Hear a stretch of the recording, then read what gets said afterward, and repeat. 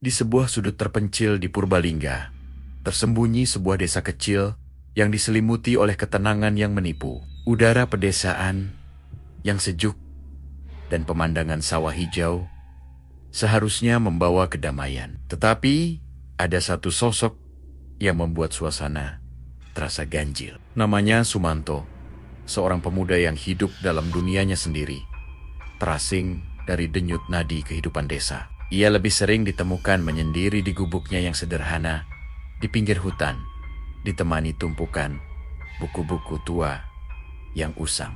Buku-buku itu bukan sembarang bacaan. Isinya penuh dengan mantra dan ajian kuno tentang ilmu kebatinan yang gelap dan misterius. Warga desa sering berbisik-bisik saat ia lewat. Mereka tidak mengerti pemuda itu, menganggapnya aneh. Bahkan ada yang takut padanya. Sumanto seolah menjadi bayangan di tengah desanya sendiri. Sebuah teka-teki yang tak seorang pun ingin pecahkan. Tatapan matanya yang kosong namun tajam seringkali membuat orang lain bergidik ngeri.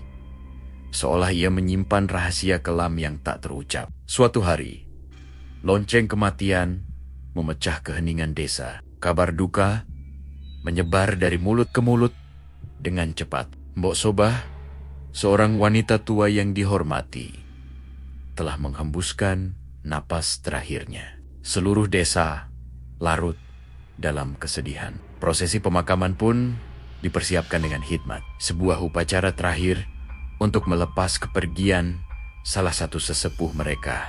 Warga berbondong-bondong mengiringi jenazah ke tempat peristirahatan terakhirnya, mendoakan agar arwahnya diterima di sisinya. Di tengah keramaian itu, dari kahwan di balik rimbunnya pepohonan, Sumanto berdiri mengamati. Ia tidak ikut bergabung, hanya mematung di tempatnya. Tatapannya tertuju lurus pada prosesi pemakaman dengan intensitas yang aneh dan sulit diartikan.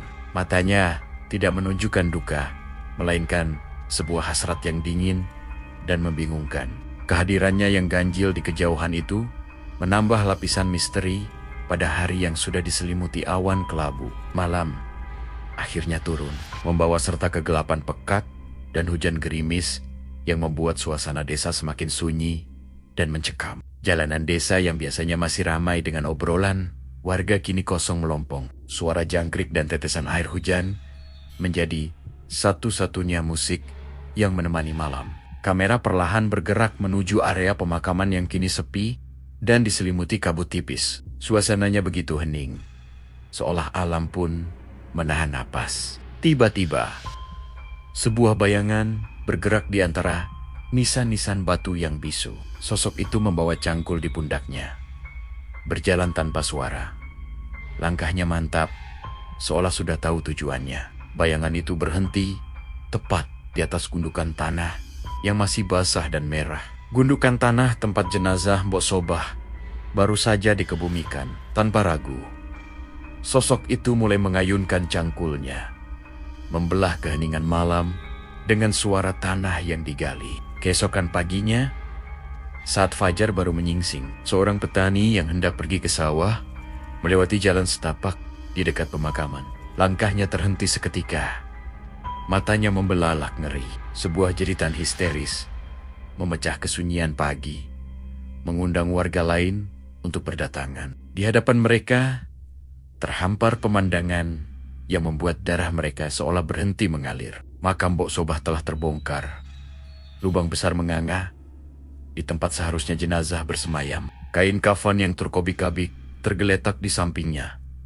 Tetapi jenazahnya telah raib, lenyap tanpa jejak. Kepanikan dan ketakutan melanda seluruh desa.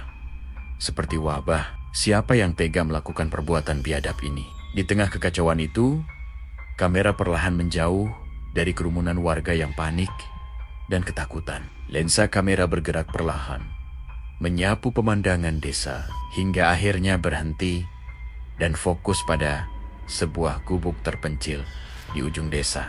Gubuk milik Sumanto. Dari cerobong dapurnya mengepul asap tipis yang membubung ke udara pagi yang dingin